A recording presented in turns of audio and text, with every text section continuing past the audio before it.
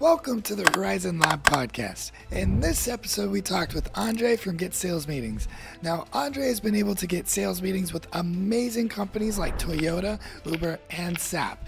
He gets these meetings by doing cold email strategies, and he is on the cutting edge of the cold email game today. So I'm excited to have him on the podcast. Action! Yo, okay. Welcome to the podcast, Andre. Thanks, Nomad. Happy to be here. Yeah. So you've managed to book meetings with amazing decision makers from huge companies like SAP Concur, Uber, Toyota. What strategies did you use to get these people on the phone? Yeah, this is a great question in the evolving cold email industry. And the way I structure my strategies, I structure into 4 different types. And the first type is a direct pitch, which is very hard. It's something that it's very hard to get in front of those people with a direct pitch, which some people call like a pitch slap, which is simply offering your services and asking for a sales call. It does work. This strategy yields results. And this is one of the strategies. You simply go there, send them an email with your offer, with a bit of social proof to try to get them to trust you, and with a call to action. So this is the first strategy that is possible to get in front of these people. And then the second strategy, it's a lead magnet that is related to your offer. You are still being direct, but you are offering something in exchange of to be able to get the call with that person and be in front of those decision makers. And examples of lead magnets can be free trials, it can be audits, it can be reports, it can be a competitive analysis. All of these are things that you can give for free that usually people they have to pay for. This is an important aspect. It can be interesting for the person on the receiving end, but you're still related to your offer, and your people know they're on the call because they're gonna get that, and that is related to your service. So this is the second strategy that I've been using. And usually we get more leads than the direct pitch approach because some people want just the lead magnet. And the third approach that is very common, and we see many LinkedIn posts, with the third strategy is a lead magnet, but unrelated to your offer. So you reach out to those decision makers and say, hey, I'm going to give you this gift, this something in exchange of your time so I can pitch to you for a demo. And yeah, yesterday my client even sent me a screenshot of a LinkedIn post of someone that offered a Nintendo Switch in exchange of a call. And the person on LinkedIn like posting said, "Oh no, this doesn't work. I would never take a call for this." And she was like expressing her own personal opinion. But people are doing this because it works, and I don't know for how long. Not with everyone, but it does work. Like you can offer gifts, lead magnets. It can be any type of gifts. It can be a Nintendo Switch, like I've seen on the call. It can be a gift cards to restaurants. I've run campaigns like through veterinarians offering like a bowl, like a dog bowl, and to get them to discuss with us. So it can be a gift related, unrelated to your offer or to your client's industry. I've done ChatGPT works wonders brainstorming this. It works, and people know they're going to be pitched, but they know they're getting something in return. And the fourth and last strategy is a bit more indirect. So you have indirect, you have direct related to the offer.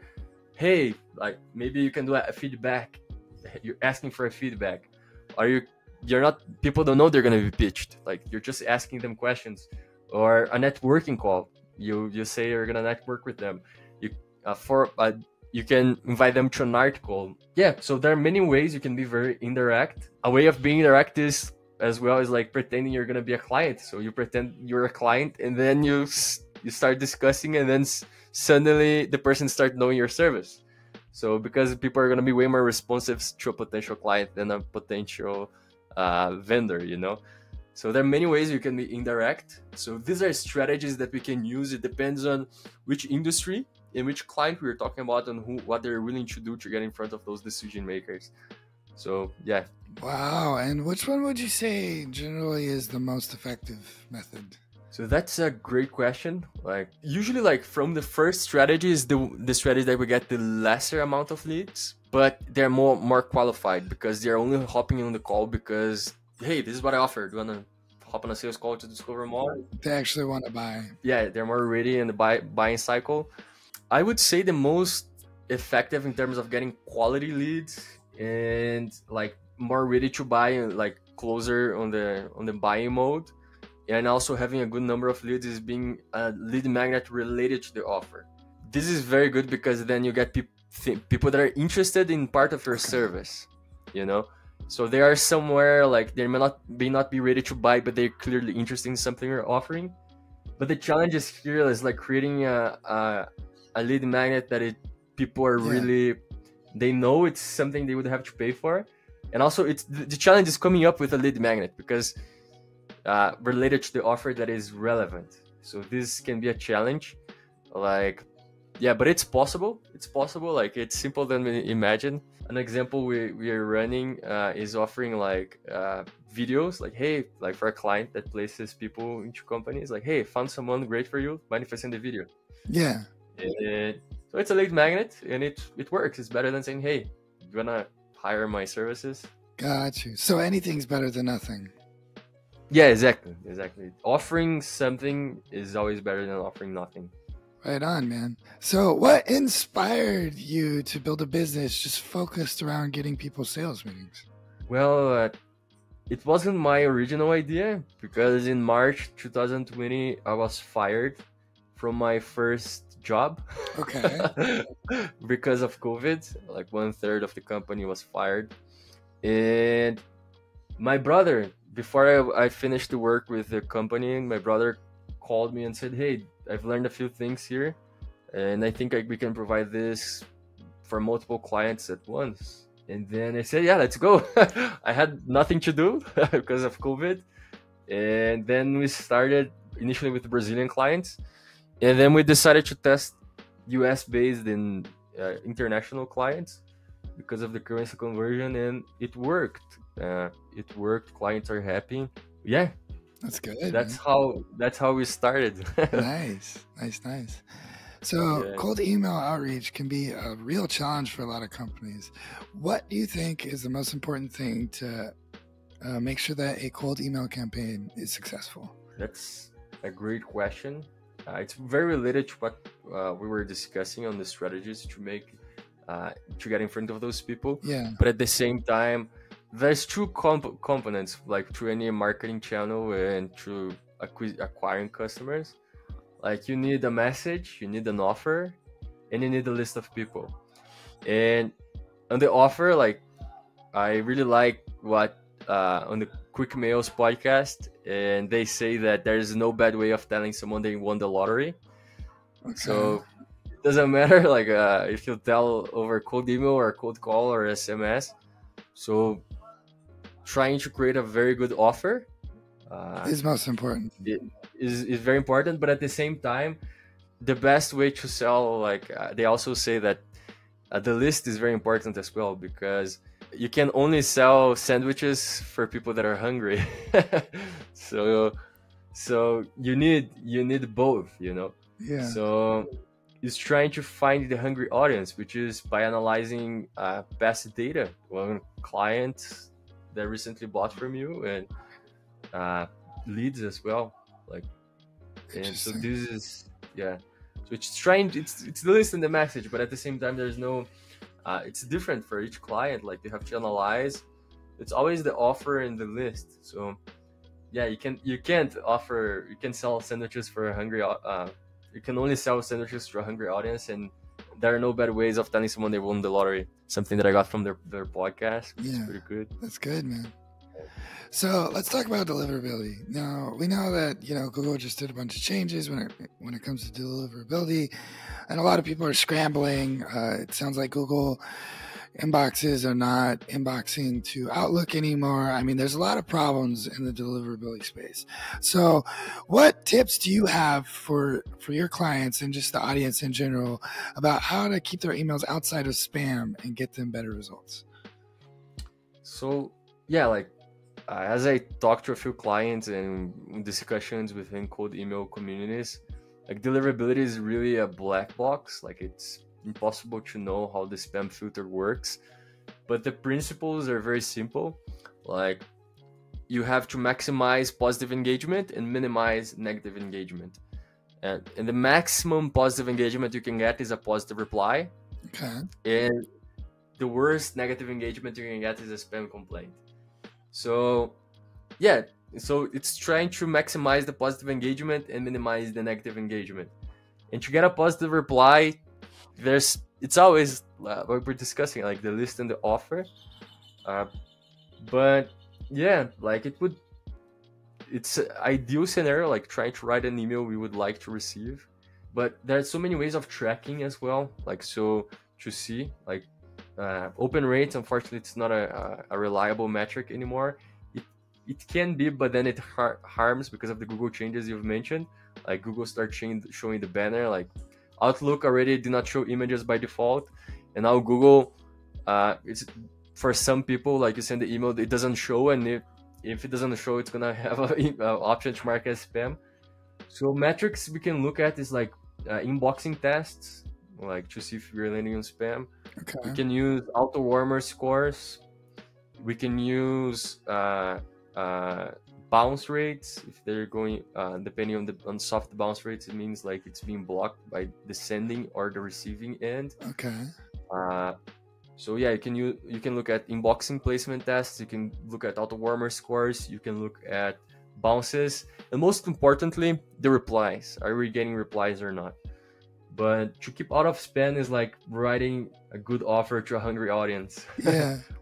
Yeah, it's something requires a lot of analysis and creativity. So you mentioned these inbox placement tests. What services do you use for that? So I'm different than most cold emailers, agencies and high volume senders. I'm using QuickMail, and QuickMail has a native feature, just like SmartLead does.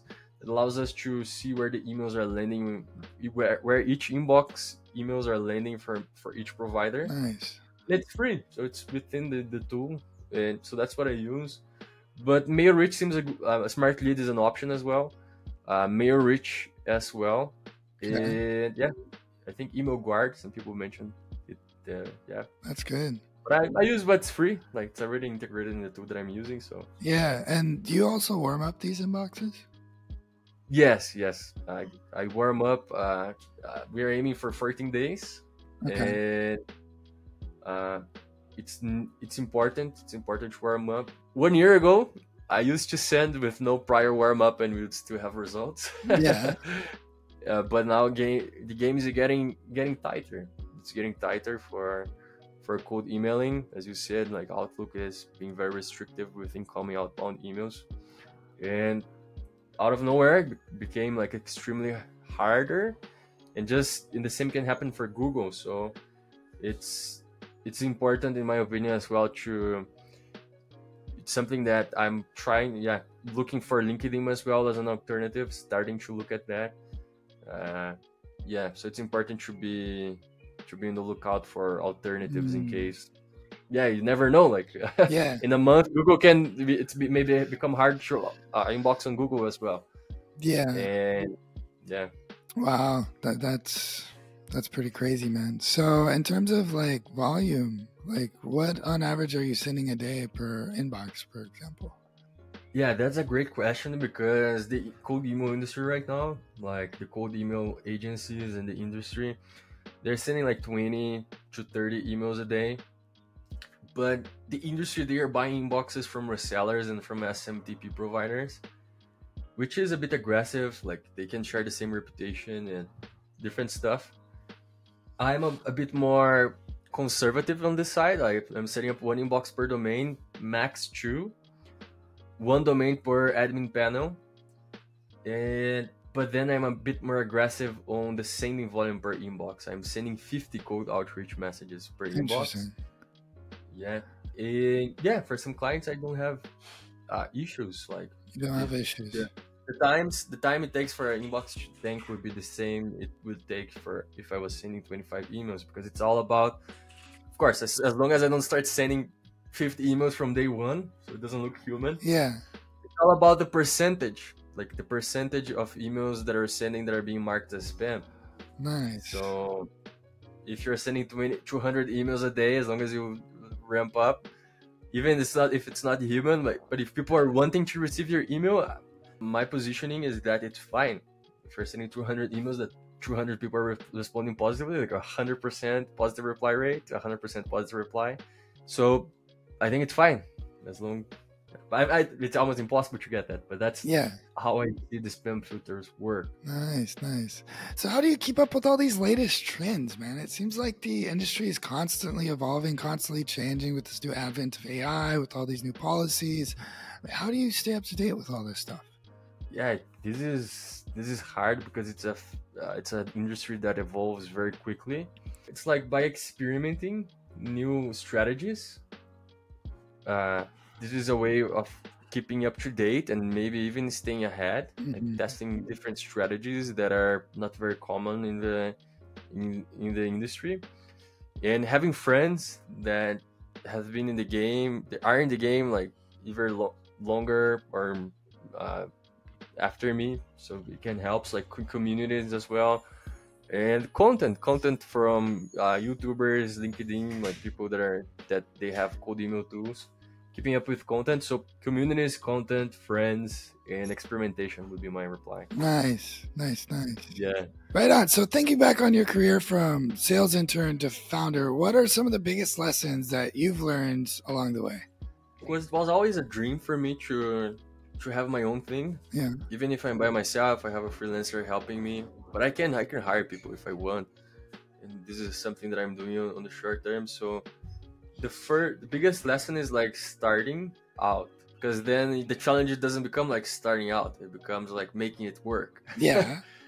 So this is the first, like you have to do it, like you're starting out. And then second biggest lesson was being in Brazil and serving US based clients and international clients in Europe or Canada as well.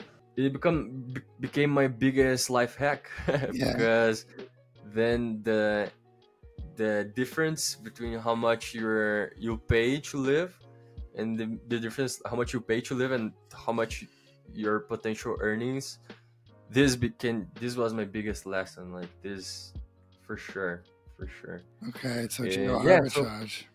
It's powerful. Yeah, so this was starting out because it was always a dream and wasn't my idea. Serving US based clients but staying in Brazil. Nice. Yeah. And for founders that want to improve their outreach strategy, I mean, what would be your top piece of advice to help them connect with these high value prospects? Yeah, you said founders. So usually founders, they are busy, and so they don't have the time. They don't have the time to learn it themselves. And even sometimes the money, it can be an issue. So my advice for them would be to first start with agencies and of course, like unfortunately this is something that requires time, is by hiring agencies and doing a good job by researching agencies, and then trying to lower the risk as much as possible on the agreement. Like there are some agencies that they charge like a large fixed fee, monthly fee. Some other ones, they charge the fixed monthly fee plus a performance based, and which most common is fixed fee, then a little bit less common is the fixed fee plus performance, and the way less common is the performance based only. So founder going for agency is the biggest advice. And then if trying to try risk-free, is like researching the agency to see what is the risk-benefit ratio, what is the best. And then if not willing to hire an agency, like hiring a very good consultant that can help them implement the process in-house. Maybe even run for the initial first months. So it's better than hiring for sure, and trying to teach something that you don't know. It's not possible. So best way is hiring an agency or a consultant. Nice, nice. Now I've got a fun one for you, man. So if you could have a sales meeting with any person in history, who would you choose and why? Okay, this yeah, I had to think this one in advance.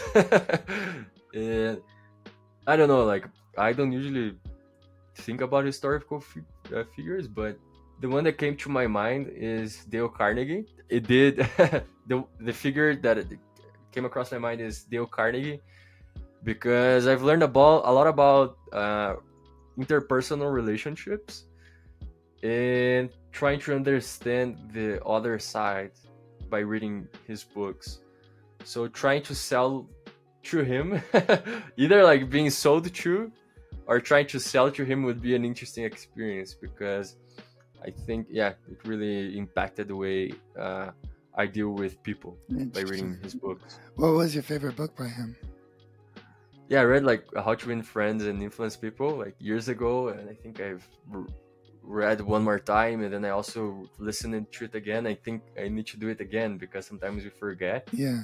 But these are like historical. It's a historical book, and Yeah. with timeless lessons, and if applied, it's better than taking workshops. Yeah. Like, and because there are some golden lessons there. Like, even if it's not a sales book, but if you apply those principles, it can help you with sales, basically. Right on, Andre. Well, hey, I appreciate your time on the podcast. It's been lovely having you as a guest. Is there any final words you'd like to share with the audience? No, just appreciate you inviting me. It's an honor. It's my second podcast, so not used to it. And yeah, I appreciate it. Yeah, and where can people check you out if they want to check out and get your services? So they can go to getsalesmeetings.com or linkedin.com/Andre DOM. Andre DOM. Yep. Right on, man. Well, thank you. I appreciate it, Andre.